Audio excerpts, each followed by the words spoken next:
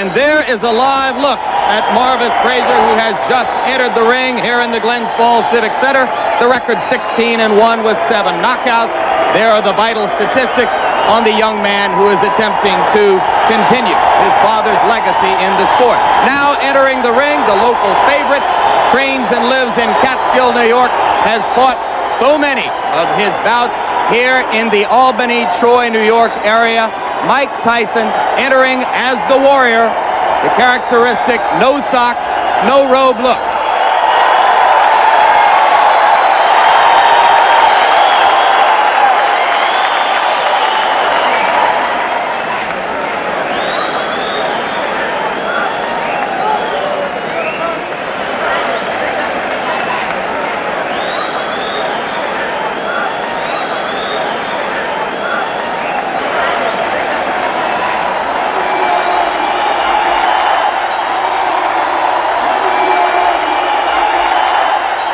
Now I'm joined by our ABC Sports boxing expert, Alex Wallow. Alex, how do you see the fight? Jim, in my opinion, it is not a matter of if Mike Tyson knocks out Marvis Frazier, but it's just a matter of when. I don't think Marvis is overmatched in this fight because of a lack of talent.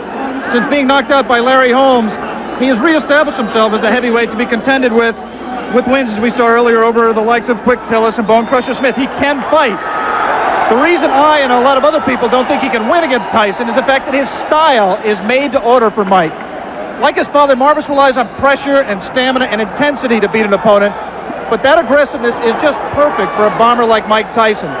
Remember, as great as Joe Frazier was, when he faced a tremendous power man like George Foreman, he got bounced around the ring like a rubber ball. His pressure style was suicidal against Foreman, and I think that's the case here today with Marvis and Mike Tyson.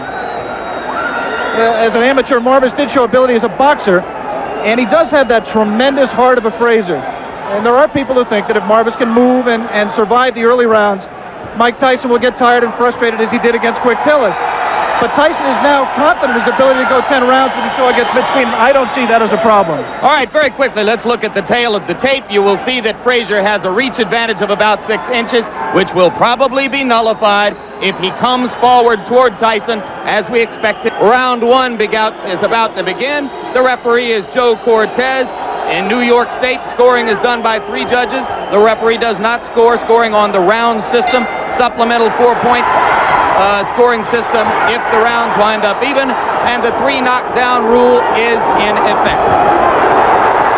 Tyson comes out slugging. He comes out smoking like Marvis's father, Joe. Marvis must move or we're going to be out of here very, very quickly. Uppercut, and Marvis is hurt. Frazier is down. Joe Cortez moves in to have a look, and he's going to stop the fight. It did not last 20 seconds. Tyson goes over to take a look at Marvis Frazier, obviously quite concerned. A terrific uppercut.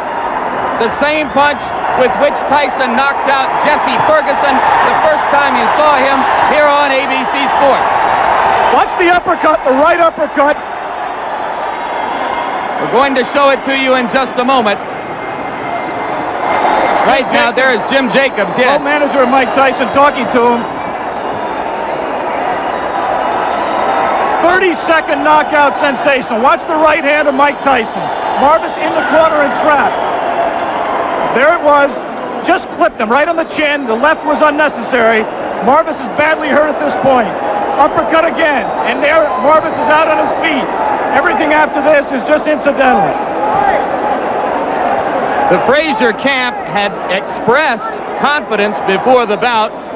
You wonder if they truly believed that Marvis could handle this kind of an attack. You see that stiff left hand, that jab that Mike has not shown too much. The jab backed Marvis up into the corner. A second jab kept him there for those right uppercuts.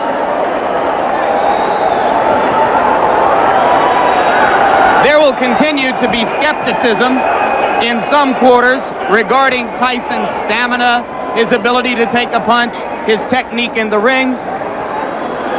But with each succeeding bout, any skepticism about his punching power has to evaporate. And the good news is I believe Marvis Frazier is standing up. There's a big crowd in that corner of the ring. Mike Tyson is going back over there now. We'll take another look live at what is happening in the ring after you finish seeing this third replay of the very quick knockout. As ring announcer Paul LaFleur announces the knockout, Mike Tyson gives his respects to Marvis Frazier.